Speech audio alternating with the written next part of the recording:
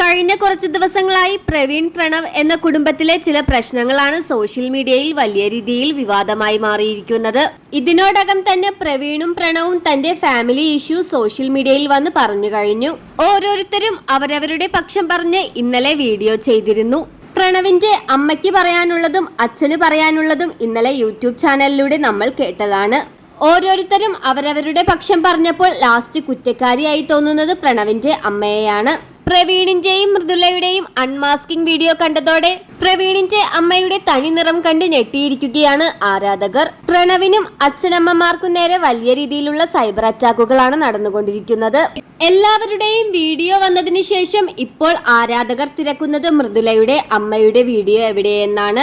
ഗർഭിണിയായ സ്വന്തം മകളെ ഇത്രയധികം ഉപദ്രവിച്ചവർക്കെതിരെ മൃദുലയുടെ ഫാമിലിക്ക് ഒന്നും പറയാനില്ലേ എന്ന ചോദ്യമാണ് ആരാധകർക്ക് മുന്നിൽ.